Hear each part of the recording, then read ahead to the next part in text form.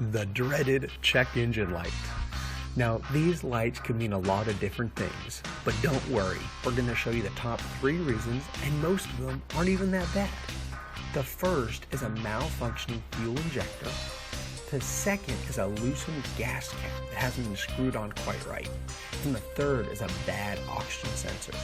So what do you do now?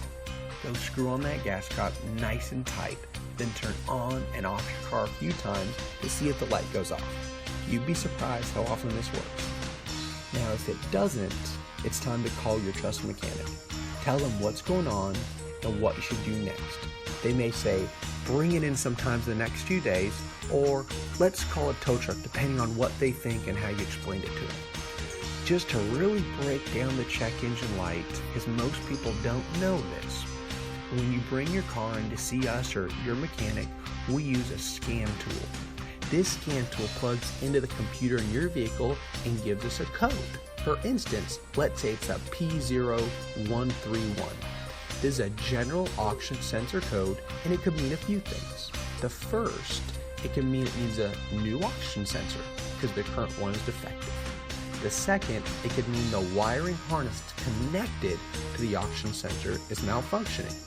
And third, it could mean the PCM or powertrain control module software, which is part of the software in your vehicle, needs to be updated. And there's 3, 4, or 5 other things that can actually happen that need to be fixed as well. But those are some of the top ones related to a P0131. Now what I'm getting at here is even though we have a fancy tool that plugs to the computer in your engine, it still takes some detective work to find out the issue. In this case it said, hey, check out your oxygen sensor and everything that can affect the oxygen sensor. That's what a P0131 actually means. Now that does help us diagnose the problem in your vehicle quicker because we know where to start.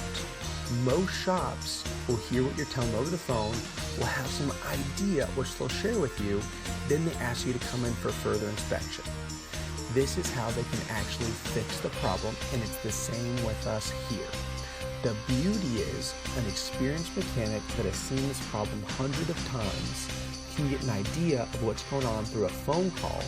Now, that is not an actual diagnosis, only an idea of what the problem is. The more experienced the mechanic, the more accurate the answer. Give us a call. We'd love to talk with you, and we even want to give you a free diagnosis and a $10 no questions asked discount off your service to fix the issue.